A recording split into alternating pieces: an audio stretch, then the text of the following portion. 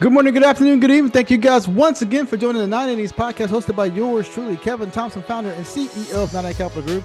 Thank you guys for joining. As I always say, subscribe to the channel. As I always say, go and get my book, MLB to CFP, live on Apple and Amazon. If you have any questions, comments, concerns, you can email us at info@9icapitalgroup.com. Send us your questions. Go to the website at www.9icapitalgroup.com. Schedule an appointment. As you know, we're here to do what?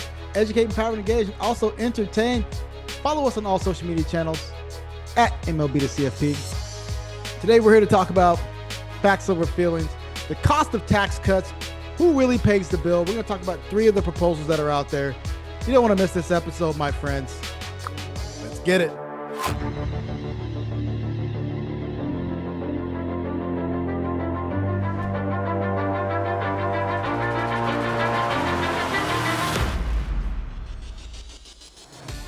So today on this podcast, we're here to break down 3 separate proposals. We're going to be talking about what's fluff, what's real. I'm your host, Kevin Thompson, of this beautiful, beautiful episode. And today we're going to be diving into 3 tax proposals that have recently grabbed some attention, bipartisan, by the way. And I know they all sound good on paper. I know they all sound good when they come out of people's mouths. But I want to dig deep into what is actually being said and how it's going to impact you, the individual. It's important to know how all of these things impact you, the consumer. So let's dig in. The first one's going to be no tax on tips. We're going to talk about part 2, no federal tax on the first $150,000 of income. And part 3, eliminating Social Security taxation. Each one of these has its pros, but we've got to ask ourselves, who's actually paying, who's actually winning, and what are the long-term consequences? So let's start with no tax on tips. I know this is one of those things that we talk about. This is a good thing. I'm all for putting more money into people's pockets. This is one of those rare bipartisan things that go in, and both sides supported it. On the surface, it sounds like a win for the service worker. More take-home pay, right?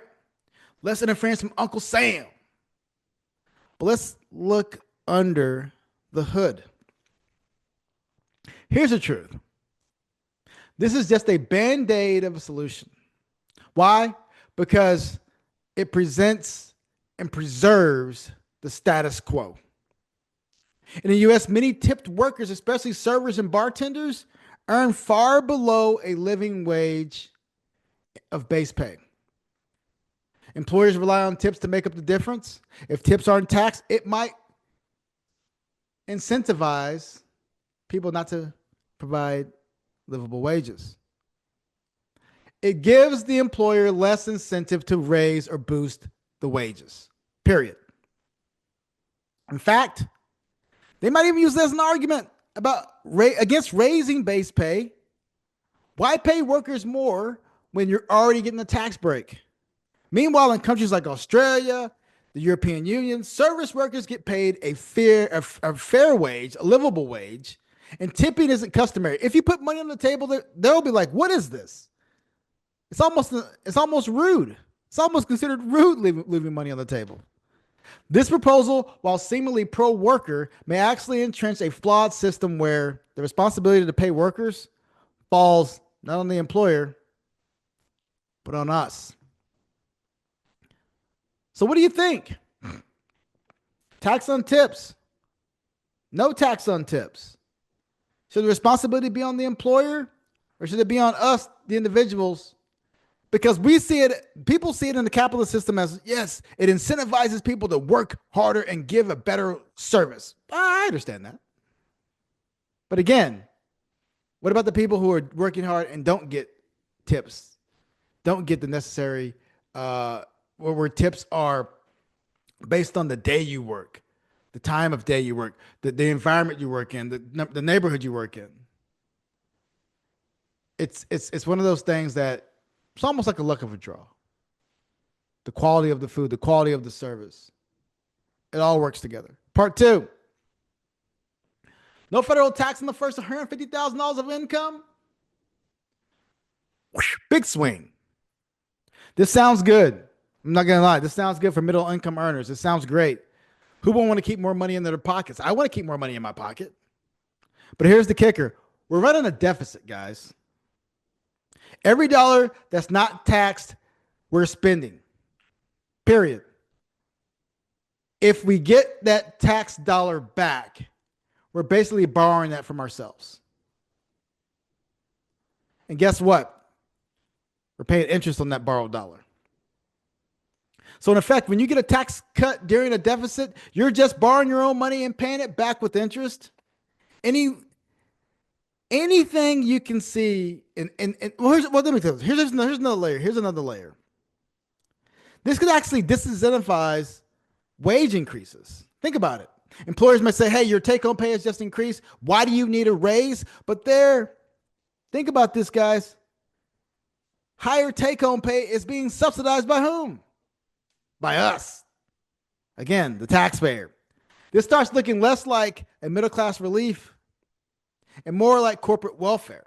Companies can hoard profits, push the tax wage burden back to the government, and funnel those gains to the shareholders, which is exactly what's going to happen. So in theory, tax cuts can be stimulative. In practice, they often shift the burden downstream, especially if they're not being offset by spending cuts or long-term fiscal planning. So what say you? Tax cuts, again, yeah, they're tax cuts for the consumer, more money in our pocket, but we're just getting our money back, right? The government's going to have to run a significant deficit to do that. Because guess what? A lot of that money the government brings in is from tax revenue. The majority of it, matter of fact. Trillions of dollars. If that basically goes away overnight, I'm not saying all of it, but some of it, a large majority of it, because a large majority of Americans make less than $150,000. I think the number was roughly $2 to $3 trillion coming from that cohort of individuals, and I could be wrong, and forgive me for that. I think last time I said it was 2.3 or something like that. But anyways, if you have $2 trillion less of revenue, where's that money going to come from? Growth? I don't know. Doubt that. Finally, eliminating Social Security tax. Now, they're not talking about elimination of Social Security tax across the board. They're not talking about elimination of payroll tax across the board. They're talking about elimination. They're talking about raising the caps, raising the income wage basis or the income basis that haven't been raised in years. Social Security beneficiaries have to pay at a certain level. Say if you make over $24,000 or $36,000, whatever, a certain percentage of your Social Security benefit will be subject to tax. They're talking about raising that $24,000, I believe. That's anything underneath that you make is 0%. They're thinking about raising that from 24 to I think the 36 or something to that effect. So if they raise that amount, again, I'm all for it because it hasn't been raised, especially when the COLA increases, or the COLA is increasing your amount every single year and is increasing your taxable wage every single year. So if they're looking to increase that, which again, I'm all for, we're finding more and more ways to take money out of the system versus putting it back into the system. What are we doing? 2034, 2035, the system, the trust fund is set to go bankrupt. That's the trust fund. That's the overages, not the actual Social Security system. If we don't get that put into place, the trust fund allows you to get 100% of your benefit right now, currently. Without the trust fund and the overages, your benefits are going to get cut almost 17%. I think you're only going to get roughly 80%, 83% of your dollars coming back to you. So you want more money today? Or do you want more money for a longer period of time? Think about it. This sounds like a bold idea, but it's dangerous. Roughly $50 billion goes into the Social Security system that's being taxed from beneficiaries every single year. It's projected to go insolvent by 2034. If nothing changes, benefits will be slashed.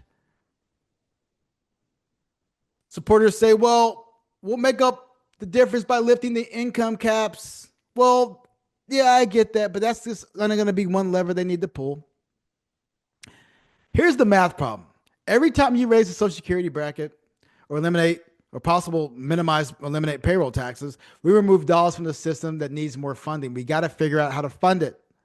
It's worth asking, why are we constantly looking for ways to take money out of the system, like I mentioned before, instead of finding ways to sustain it?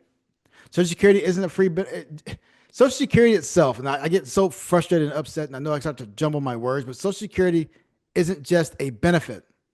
For many Americans, it's the primary source of their retirement income. Undermining it isn't just bad math, it's a betrayal of generational promise. So, what say you?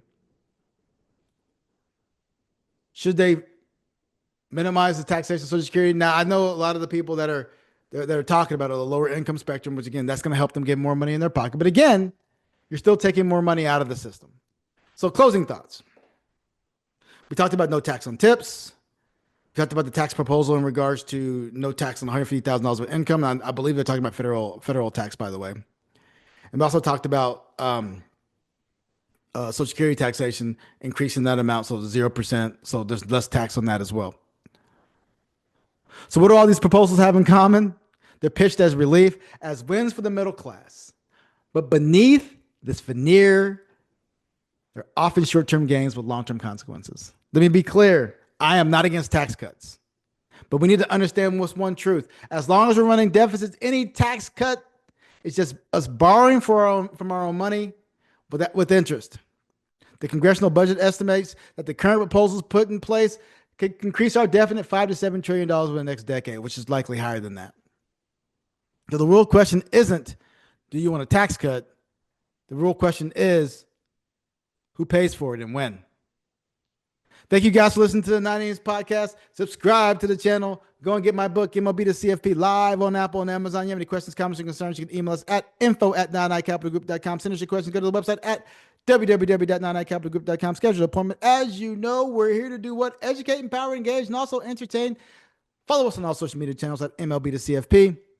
Today, we talked about some of the proposals that are out there, some of the ideas that are out there, and why many of them are just smoke and mirrors. But some of them may work. And some of them may go through. But at the end of the day, deficits will continue to grow. Thank you, guys. Stay humble, stay safe, my friends. I'll see you again soon.